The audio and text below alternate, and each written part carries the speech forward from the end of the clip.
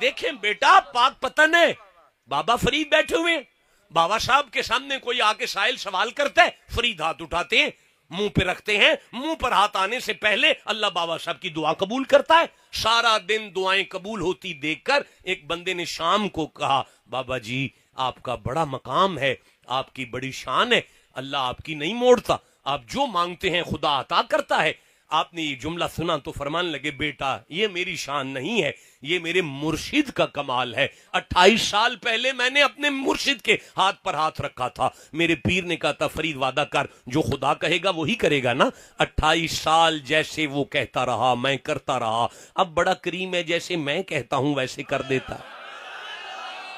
بورا والو اس بات کا پتہ اندر اماں جی کو لگا، ماں جی بابا صاحب کی والدہ پاک کو پتہ چلا کہ بابا صاحب کو بار کسی نے کہا کہ آپ کے بڑے ولی ہیں آپ، تو آپ نے کہا ہے کہ یہ سارا کمال میرے پیر کا ہے۔ شام کو بابا صاحب جب اپنے گھر آئے تو آپ اماں کو سلام کیا تو اماں نے فرمایا، فرید جی اماں جی، جہاں تم مرید ہوا ہے اکیلا ہوا کہ کوئی اور بھی ہوئے؟ اماں وہاں تو بڑی دنیا مرید ہے۔ اچھا تو سارے فرید ہو گئے کہ تو اکیلا ہوا؟ نہیں اماں فرید تو میں کلا ہوا۔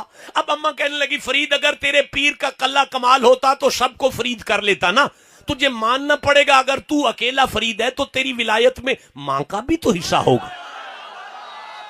اماں آپ کا کیا حصہ ہے؟ بابا صاحب کی ماں نے کہا، بیٹا فرید مجھے اس ذات کی قسم جس کے قبضہ قدرت میں تیری ماں کی جان ہے، میں تجھے دودھ نہیں پلایا کرتی تھی جب تک تسبیح نہیں کرتی تھی، پالنے والے معاف کر دے، پالنے والے معاف کر دے۔